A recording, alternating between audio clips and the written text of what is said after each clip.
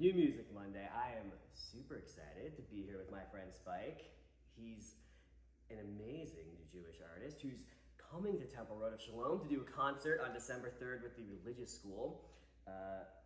Super excited to be here with you.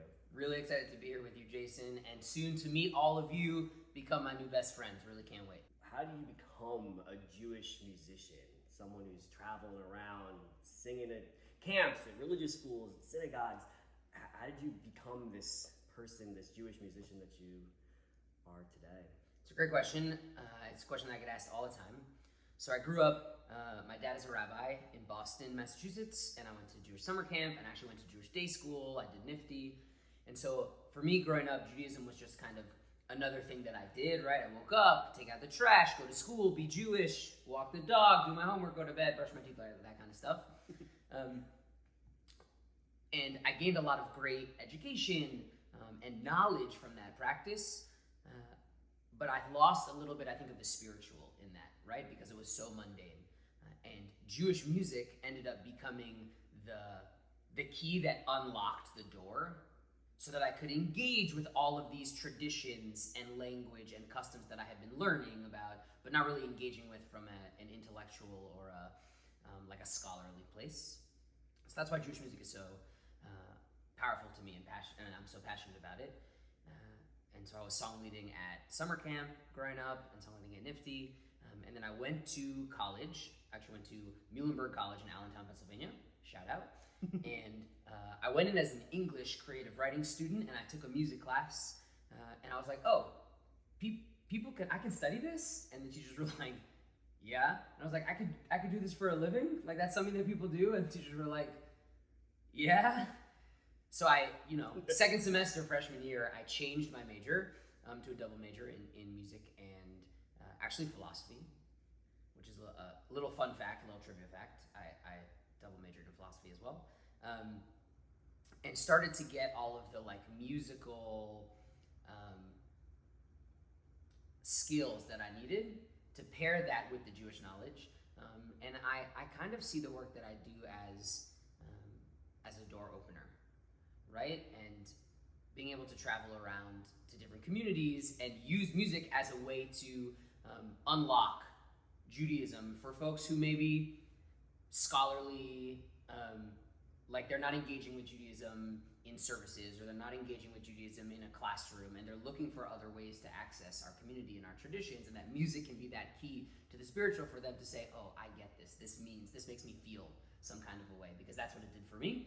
And so that's kind of how I got started with it, was just authentically kind of growing out of what I was doing at camp and out of NIFTY, and then pairing it with the technical aspects of what does it mean to be a music professional coming out of a university. And now that's what I'm doing full time, and I really love it. And yeah, I mean, I feel very similarly with how, for me growing up, fell into song leading. I came home from camp one summer and bought a guitar, and the rest was history. I didn't go into it on purpose, but the thing that has always consistently throughout my Jewish life been the thing that I'm always excited by is always the music part of it. And for me, you were talking about the text and how you're looking for the spirit, and often for me, I love noodling with ideas for how to turn a piece of Jewish thought, a prayer, a passage of text into music, because it's a way of exploring how do I connect with that piece of text, with that prayer. What's the English words that I feel in this? What's the melody? Right, my interpretation. Yeah. It's almost like a modern form of midrash, right? So we talk about how the rabbis used to take the text and be like, well, this is what this means. And then they would argue with each other across the page, so you've ever seen a page of Talmud, it's laid out with the text in the middle, and then all around in the sidebars, it's rabbis are writing in, well, I think this actually means this. And then this other rabbi from 100 years later is like, that guy doesn't know what he's talking about at all. Here's what this actually means. Yeah. And they're reinterpreting what these texts and these ideas really are supposed to mean. And I find that Jewish music and Jewish songwriting is almost it's catharsis in that way, right? It's Right. like we are engaging in a modern version of Midrash. Well, we've got like 7 million versions of Michamocha, right? And it's like, no, I think that Michamocha is supposed to be the most exciting, upbeat song ever. And it's like, no, I think that Michamocha is supposed to be really a song we're thinking about the people who were left behind in Egypt. And who's to say what's right, but it's what feels good for us. And Right. sometimes we want to sing the happy, excited version. Sometimes we want to sing the version that's like, no, remember that when we escaped Egypt, there were consequences for that too. And like, there's so much room for having that exploration. When you're coming up with new music, what's the chicken and egg of it? What's the like part that you tend to start with, or is there a part you tend to start with, and how does that evolve into eventually a melody, a song? So 90% of the time, I'm writing chord progression first. I'm noodling around either on the guitar or the piano and trying to come up with something that catches my ear that I really like, and I build from that into a melody, some kind of nigun, with either stupid, silly words that don't make any sense, or la la la. I'm a big meow. Yep, nigun some person. gibberish in that way. And then once I've done that, I'm able to kind of search for text, or either Hebrew text like liturgy, or from Tanakh in some capacity, or then like a Jewish idea or custom, or like a holiday, for example, right? And write my own words and my own interpretation to the melody. So for me, and every songwriter is different, I'm like 90% of the time I'm writing music first, and then I am adding words afterwards. There are circumstances, if I'm set on like I want to compose a melody to a very specific piece of text, then I will obviously take the text first and I'll sit with it. I'll usually try and read translations of the Hebrew from a few different sidurim, or a few different translations of like a Hebrew Bible, because different people translate different words in different ways, and that can have a huge impact on how you understand the text and what ends up happening. So there are circumstances where, let's say I want to write on my new album that just came out, I have an Ahavat Olam, right? And so I was like, I would like to write an Ahavat Olam. I intentionally wanted to write more music for Mariv, for evening services, to be used in the sanctuary. So I was looking through the prayer book, and I picked a few prayers, one of them Ahavat Olam, and I sat and I like tried to examine, what is this text about? What does the unending love look like? What does it mean? What does it feel like? Right, exactly. And then that version didn't end up having any, there's no creative English to it, right? It's just a melody to sing the Hebrew prayer, but understanding the different interpretations of what the Hebrew is trying to talk about enabled me to write then a melody and a chord progression that feels consistent with both my interpretation of what the words are trying to say and my musical vision for what feels authentic to me as a composer and as an artist. So I'm true to my influences and my style. And you are famous for having some creative chord progressions. So I do. I often, the biggest piece of what I will say, I will politely term constructive criticism that I receive from other rabbis, cantors, song leaders, are that I maybe insert a few too many jazz chords and a few too many changes, and I think it keeps it fresh though. it definitely keeps it fresh. There's a thing that like sometimes you can hear a song and go, oh, that's a spike chord progression. Yeah. But also I one of the more recent-ish examples that I think about is like the Tri-Faith Nigun that you worked on with a community. Long story short, and the end of that progression has like this one just funky lift at the end that's like not normal by any means in musical creation, but it makes perfect sense for what you're getting across, for what you're singing, for what you're doing. And like I think that having the willingness to go beyond the four chords, beyond the most standard, helps us express a deeper amount of like what we're trying to get across in our music. So Yeah, and that's been a big enjoy that about what you're offering. Yeah, that's been a big piece of this most recent project that I've been working on is figuring out what are the ways to do that, not just for vanity's sake or like to make it complex for the sake of being complex, but does it add to the piece as a whole? What does it bring? Is it a beautifying chord? Does it make it accessible or inaccessible? I actually have a really funny story of this version of L'Charodi, which is also on the album, that I composed, and I was sharing it for the first time at Temple Israel in Michigan, which is where I had been for several years as the artist in residence. During the pandemic, I was up there, and I taught this L'Charodi for the very first time, and the service was live streamed, and I got off the Bima after the service, and I was like, I think that went pretty well. Like, there are some things I might do differently. I'm like, breaking down what happened in my head, and I get this series of text messages from my mother, who watched the live stream, and she's picking apart, like, when you did this here and you did this with the melody, like, actually, if you just repeat what you did before, it's gonna, like, everybody's gonna get it way better. And she's, like, nitpicking, like, yeah. and it was amazing, because it was the most Jewish mother text that I've ever gotten. And I was like, okay, why not? Like, let me just see what happens. And I implemented her suggestions the next time, and she was 100% right? You say, the moral of the story is that your mother's always correct. Mom always knows. Yeah. Always listen to mom. Mm-hmm. Yeah. So, like, trying to figure out what musical choices best serve not just the text itself, but also the functionality and the goals of what you're trying to do with the music, right? If we're talking about using music as a tool to unlock doors, then I think it's important that as a composer, you're also making choices that make your songs more effective and more engaging and more accessible in that way. And it's funny that you mentioned the Tri-Faith Nigun, that chord lift at the end, because that is a spot where I normally would have added like 2 or 3 more chords. The melody changes, but the chord ends up staying the same both times. And it was an intentional decision where I was like, I could do something else here right now, but what if I just leave it? It's one chord that's easier to play for folks that can lead it, and it adds a little bit of tension to the piece to have the vocal melody change slightly.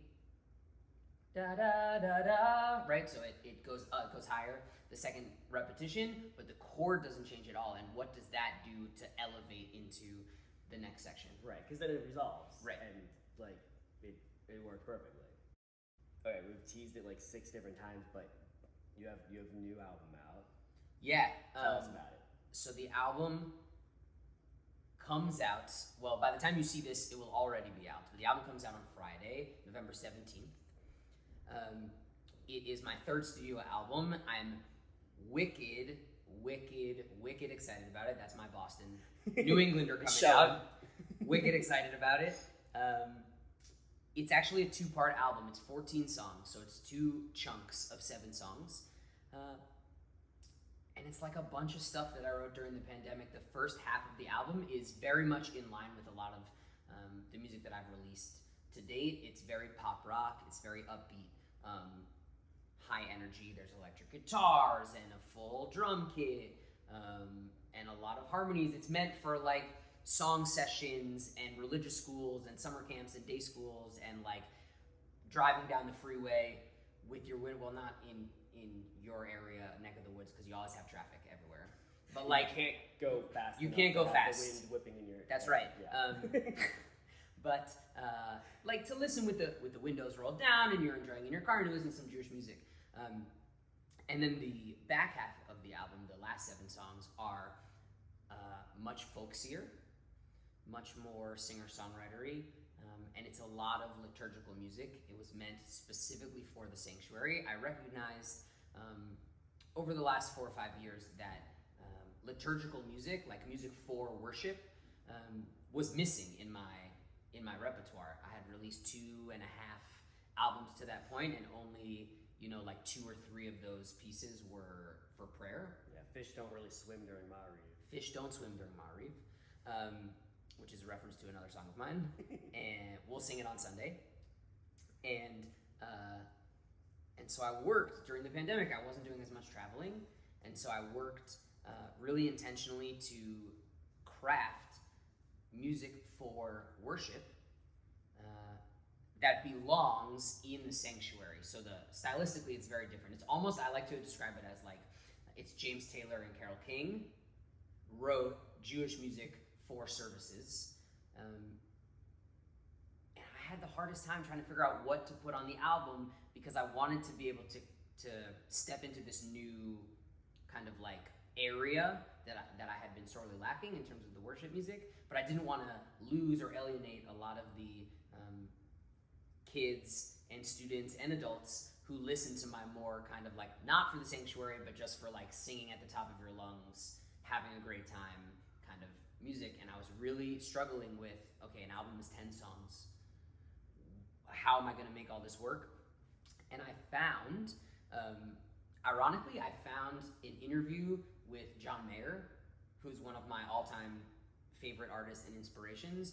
And I say ironically because I found it while we were in the studio working on the last album. So this would have been like 2016 or 2017. And John Mayer was being interviewed about the Search for Everything album that he put out around that time. And he said that he spent so long trying to make sure that all of the songs on his albums fit together somehow. And finally he got to the point where he was like, I don't really care anymore. I have these songs, I'm not sure they all go together, but I love this collection of songs. They make me happy. I'm putting them out and people will like it or not like it. And he totally changed how I was interpreting what makes an album in that capacity. And so I was like, you know what? I'm just going to put out all, it doesn't need to be just 10 songs. I'm going to put out all the stuff I've been writing. And it ended up being 14 songs. It just so happened to work out to be about half and half. And there are some songs that can kind of operate in both worlds. But this is definitely the best stuff that I've ever written and recorded. I think we made all of the right choices in the studio.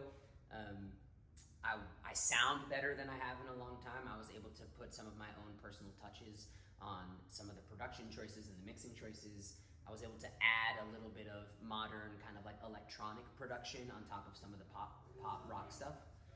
So that was really special. Yeah, I think that kind of ties a lot of what we were talking about the whole time together. Like from sometimes you just have this interpretation of a prayer that's not the norm. Sometimes you have a chord that you want to throw in that's not the norm. And it's like just breaking the convention to do what feels right to you. Like if I don't do what feels right to me as a song leader, I can't give what everyone else what they need because I'm not feeling it. Yeah. So like I always we talk about this a lot in these videos and in all these in the temple all the time about like how do you balance what I need versus what you need. And I think that if I'm excited, if you're excited, if you're doing it, if you've got the way that your album's meant to be, if you've got the crazy funky chord progression in there, like that makes you feel good, then that's super important.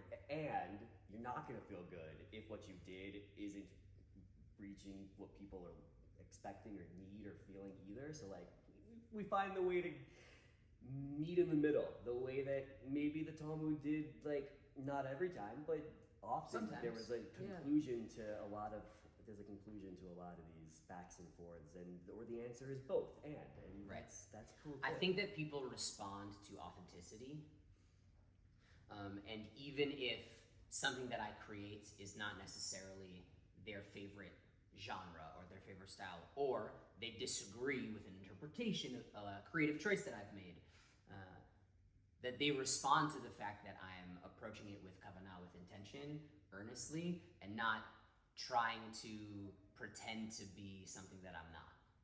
Yeah. Just all we can be is ourselves, so. And if you try to be something that you're not, you're just not going to be as good at it, right? You're naturally better at being yourself. Exactly. Well, all right, couple rapid fire questions. Where's your favorite place in the world? My favorite place in the world, my bed.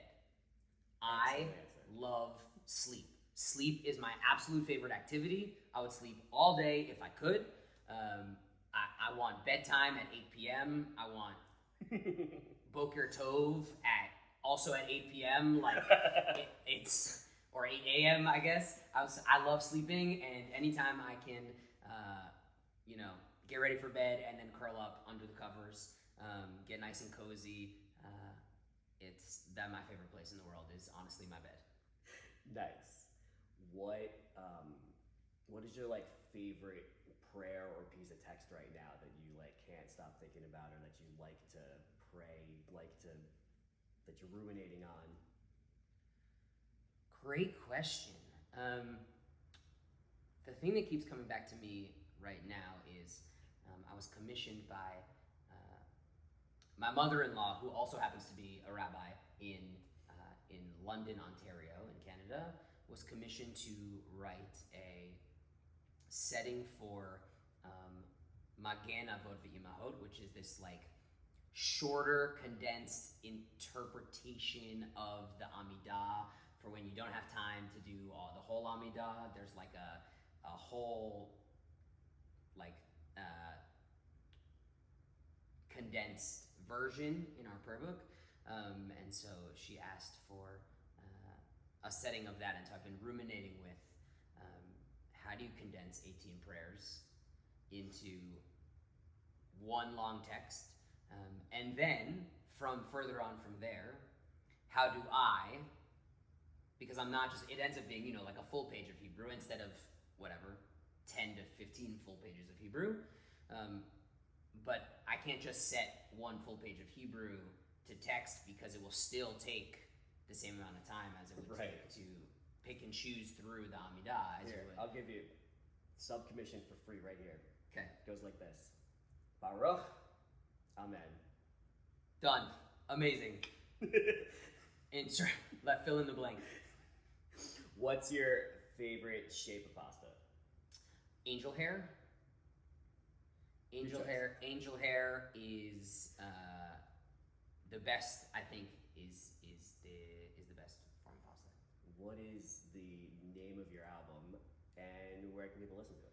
Great. The new album is called From Strength to Strength. You can find it anywhere that you listen to music, so Spotify, Apple Music, iTunes, Amazon Music, Tidal, Deezer, any of these other things. YouTube, you can just search. You can ask Alexa to play From Strength to Strength by Jacobs by Kraus, and Alexa will play my music. My mom thinks I'm super famous because Alexa knows who I am. And she's always right. And she's always right. So I'm very famous.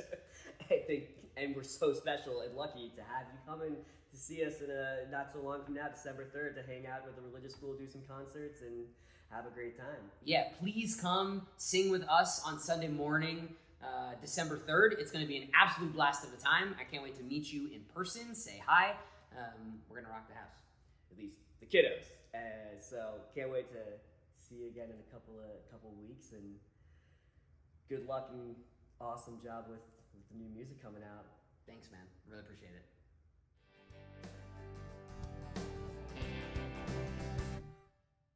Fish swim, birds fly, days dew, night sky, rain soaks, sun dries, I call, you reply.